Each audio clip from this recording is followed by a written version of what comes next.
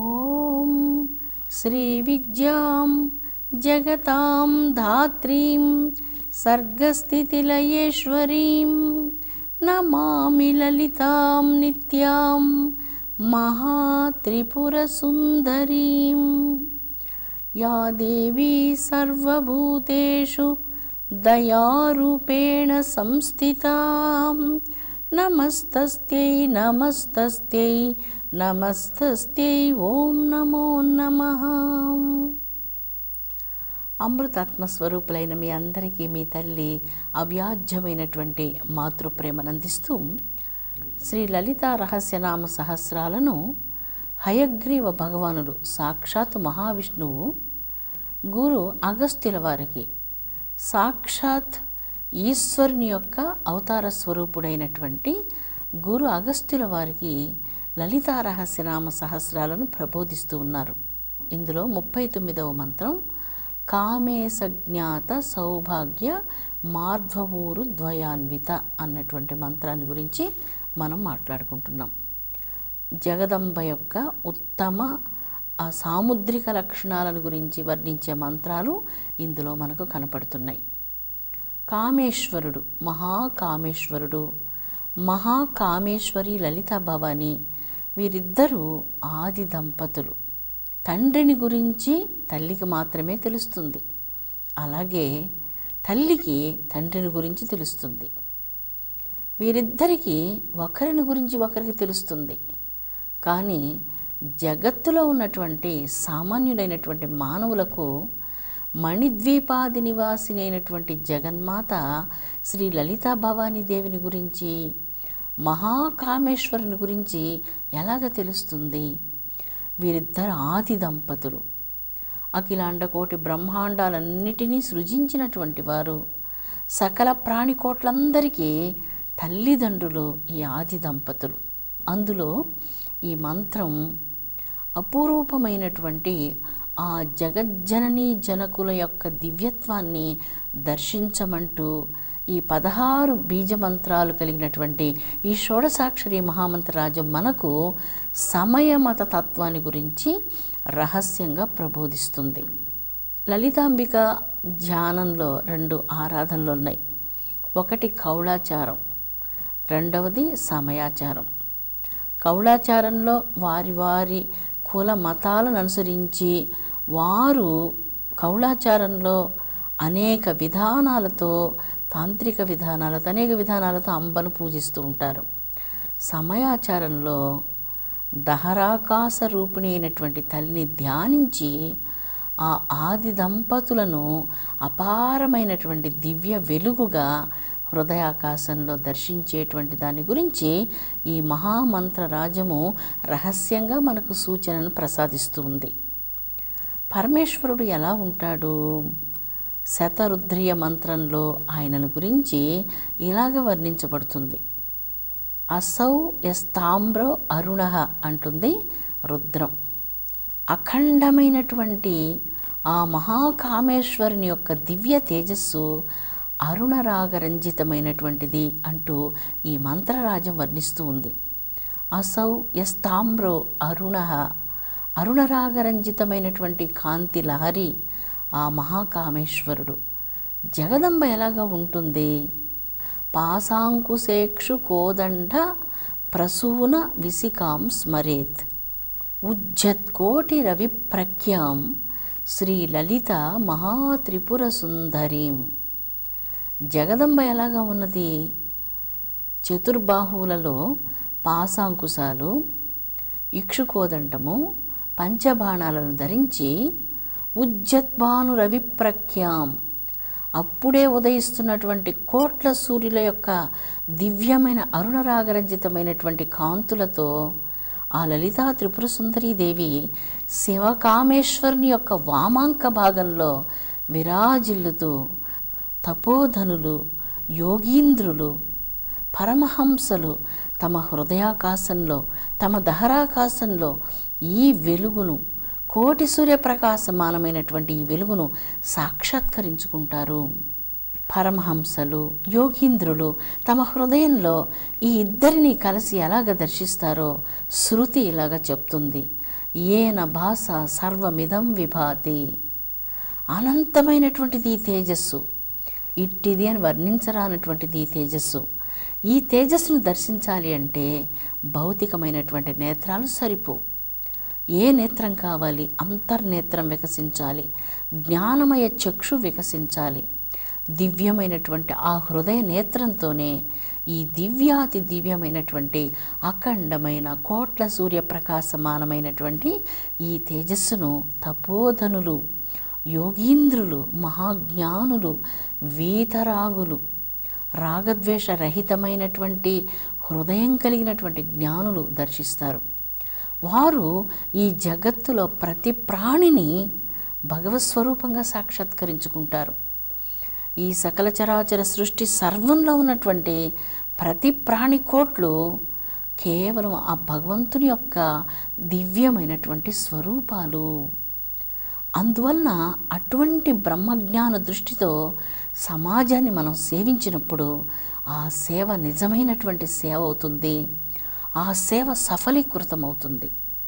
ఒకరు చూడాలని, మెచ్చుకోవాలని, పేరు ప్రతిష్టలు పొందాలని అలాగా కాకుండా హృదయపూర్వకమైనటువంటి ఆ దివ్యత్వాన్ని మన అంతరంగంలో భక్తితో ధ్యానించి ఆ వెలుగును దర్శించి ఆ వెలుగుయే సర్వప్రాణిజాల స్వరూపంగా భాసిస్తుంది. సర్వప్రాణికోట్లలో కేవలం పరబ్రహ్మ స్వరూపం మాత్రమే ఉన్నది అన్నటువంటి భావనతో మనం జగత్తును సేవించాలి అన్నటువంటిది వేదం యొక్క సారాంశం. లలితా సహస్రనామాల యొక్క సారాంశం కూడా అదే. ఈ సకల చరాచర సృష్టి యందు ప్రతి ప్రాణియందు పరబ్రహ్మాన్ని సాక్షాత్కరించుకోవాలంటూ ఈ మంత్రం సమయ మతాన్ని సూచిస్తూ ఆ ఆది దంపతులను మనం దర్శించాలి అనుకుంటే మన హృదయాకాశం స్వచ్ఛంగా, పవిత్రంగా, ప్రకాశవంతంగా ఉన్నప్పుడు ఆ అనంతమైనటువంటి తేజస్సును లోపల దర్శించి యోగి, జ్ఞాని ఆనందాన్ని అనుభవిస్తూ బ్రహ్మానంద సుఖాన్ని అనుభవిస్తున్నాడు. అతడు సర్వమునందు కేవలం శుద్ధ బ్రహ్మాన్ని మాత్రమే సాక్షాత్కరించుకోగలడు. అటువంటి దివ్యస్థితి అందరికీ కలగాలినని జగదంబను వేడుకుందాం. 40వ మంత్రము మాణిక్య మకుటాకార జానుద్వయ విరాజిత అన్నటువంటి మంత్రం. జగదంబ యొక్క మోకాలుని గురించినటువంటి వర్ణన ఇక్కడ మనకు కనపడుతున్నప్పటికీ ఆ జగదంబ ఎలాగా ఉన్నది అంటే పద్మరాగమణి సదృశ్యంగా ఉన్నది అంటూ మనకు వర్ణన కనపడుతూ ఉంది. పద్మరాగమణి లేత చిగురాకు వర్ణంతో ఉంటుంది. దానిమ్మ గింజ వర్ణంతో ఉన్న పద్మరాగమణి చాలా శోభాయమానంగా ఉంటుంది. జగదంబ తన దివ్యమైనటువంటి తేజోమయ శరీరం ఈ పద్మరాగమణి కాంతితో విరాజిల్లుతూ ఉన్నది. ఇదివరకు కూడా మనం చెప్పుకున్నాం, అమ్మ యొక్క శరీరం మాంసమయ శరీరం కాదు, తేజోమయమైనటువంటి శరీరం. 41వ మంత్రంలో ఇంద్రగోప పరిక్షిప్త స్మరతూణ భజంగిక, ఇది కూడా బాహ్యంగా ఇంకొక అర్థాన్ని సూచిస్తున్నప్పటికీ ఇందులో అద్భుతాద్భుతమైనటువంటి ఆధ్యాత్మికమైనటువంటి రహస్యార్థాలను ఇముడ్చుకుని ఉంది ఈ దివ్యమైనటువంటి మంత్రరాజ్యము. ఇంద్ర అంటే అఖండమైనటువంటి ఐశ్వర్య స్వరూపము అని అర్థం. గోప అంటే రక్షించునది అని అర్థం. ఇంద్రగోప అంటే అఖండమైనటువంటి సౌభాగ్యవంతమైనటువంటి శాశ్వతమైనటువంటి ఐశ్వర్య స్వరూపము అని అర్థం. గోప అనగా రక్షించునటువంటిది. పరిక్షిప్త అనగా అపూర్వమైనటువంటి పుట్టుక కలిగినటువంటిది. ఇట్టిది అని వర్ణించడానికి సాధ్యం కానటువంటి అనన్య సామాన్యమైనటువంటి పుట్టుక కలిగినటువంటిది. తనను స్మరించినంత మాత్రాన్నే అఖండమైనటువంటి జ్ఞాన ఐశ్వర్యాన్ని ప్రసాదించినటువంటిది ఈ జగదంబిక. తాను ప్రసాదించే ఐశ్వర్యం ఇట్టిది అని వర్ణించడానికి సాధ్యం కానటువంటిది. శాంతిని గురించి మనం చెప్పుకుందాం. ఈ ప్రపంచంలో ఎంతోమంది కోటాను కోటీశ్వరులు శాంతి అన్నటువంటిది లేకుండా దుఃఖిస్తూ ఉంటారు. మహాచక్రవర్తులు, ఇదివరకు ఈ భూమిని పరిపాలించినటువంటి రాజాదిరాజులు, చక్రవర్తులు సైతం ఎన్నో సంపదలను పొంది ఉన్నప్పటికీ శాంతి అన్నటువంటి సంపద లేకుండా ఎంతో దుఃఖించి ఉన్నారు. శాంతి అన్నటువంటిది పరిసరాలు శాంతిగా ఉన్నప్పుడు చాలా శాంతిగా ఉన్నది అనుకుంటాం. ఒక మంచి వాతావరణంలోనికి మనం వెళ్ళినప్పుడు ఆ జలపాతాలు, పచ్చని ప్రకృతి, ఆ నిశ్శబ్దం ఇవన్నీ చూచినప్పుడు శాంతిగా ఉన్నది అనుకుంటాం. అయితే మన మనస్సు లోపల శాంతిగా ఉన్నప్పుడే పరిసరాలు ఎంత శాంతిగా ఉన్నా అక్కడ ఉన్నటువంటి ఆ శాంతిని మనం అనుభవించగలం. మన మనస్సు శాంతిగా లేనప్పుడు మనం కైలాస పర్వతానికి వెళ్ళినా, మానస సరోవరంలో స్నానం చేస్తున్నా, మనం ఎక్కడికి వెళ్ళినా శాంతిని అనుభవించలేం. ఎందువల్లంటే మనస్సు అశాంతిమయంగా ఉన్నది. అశాంతిమయంగా ఉన్నటువంటి మనస్సును ఇంద్రగోప, శాంతి అనేటువంటి ఐశ్వర్యాన్ని ప్రసాదించి గోప రక్షించునటువంటిది, అపూర్వమైనటువంటి పుట్టుక కలిగినటువంటి తల్లి, ఇట్టిది అని వర్ణించడానికి సాధ్యం కానటువంటి ఆ జగజ్జనని, ఓంకార స్వరూపిణి, సర్వమును అఖిలాండకోటి బ్రహ్మాండాలన్నిటినీ తన యందు ధరించి భరించేటువంటి తల్లి, అండపిండ బ్రహ్మాండాలన్నిటికీ నాయకురాలైనటువంటి తల్లి, మాతృదేవోభవ అని చెప్తాం మనం. మాతృమూర్తిని, కన్న తల్లిని సేవించు. ఏ కన్న తల్లిని సేవించు? మన కన్న తల్లిని సేవించాలి. మనం పుట్టినటువంటి మాతృభూమిని సేవించాలి. ప్రతి స్త్రీ యందు ఆ మాతృమూర్తిని మనం దర్శించాలి. ఈ జగద్బ్రహ్మాండ కోట్లకు ఆధారభూతురాలైనటువంటి మాతృమూర్తి, అఖిలాండకోటి బ్రహ్మాండాలకు నాయకురాలైనటువంటి ఆ మహాదేవిని, మహాశక్తిని, ఆ భవానీదేవిని, భవసాగరా నుంచి దాటించేటువంటి తల్లిని సేవించు అంటుంది. చాలా చిన్న పదం, మాతృదేవోభవ, మాతృమూర్తికి శరణాగతుడవు కమ్ము అని ఈ మంత్రానికి అర్థం. పితృదేవోభవ, తండ్రిని సేవించు. అతిథి దేవోభవ, అతిథిని సేవించు. ఆచార్య దేవోభవ, గురువును సేవించు. మన సంస్కృతి చూడండి, మనకి ఎలాంటి అద్భుత విషయాలను ప్రబోధించిందో. దైవాన్ని మొదట కన్న తల్లిలో దర్శించమని, తండ్రి యందు దర్శించమని, ఆత్మవిద్యను ప్రసాదించేటువంటి ఆ గురువు యొక్క పవిత్ర పాదపద్మాలను శిరస్సును ధరించి అనుగ్రహించమనని, రక్షించమని కోరుకుంటున్నాం. అందువలన ఈ మంత్రంలో ఇంద్రగోప, ఇంద్ర అనగా శాశ్వతమైన, చెక్కు చెదరనని, అనంతమైన, అఖండమైన, పూర్ణమైనటువంటి ఐశ్వర్యాన్ని ప్రసాదించేటువంటి తల్లి. ఈ తల్లి గోప అనగా రక్షించునటువంటిది. ఎలాగా రక్షిస్తుంది? అనన్యమైనటువంటి తన ఓంకార స్వరూపాన్ని, ఆ ఓంకారపు యొక్క దివ్యపు శాంతిని భక్తుని హృదయంలో వెలుగొందింపచేసి ఈ సర్వమునందు తన స్వరూపాన్ని దర్శించేటువంటి దివ్య జ్ఞానాన్ని ప్రసాదించి తద్వారా ఆత్మశాంతిని అనుగ్రహించినటువంటిది. ఈ మంత్రం కూడా సమయ మతాన్ని సూచిస్తూ ఉంది. ఈ మంత్రాలకు మనం బాహ్యార్థాలు చెప్పుకునేందుకు వీల్లేదు, ఎటువంటి పరిస్థితుల్లో వీల్లేదు. ఇవన్నీ కూడా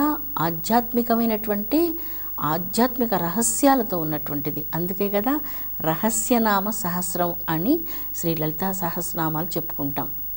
ఇందులో ఈ నామాలు పఠిస్తేనే చాలు, ఆత్మనామాలు, సకల అజ్ఞానాలు భస్మీభూతమైపోతాయి, జన్మకోట్ల కర్మల కొండలు కాలిపోతాయి.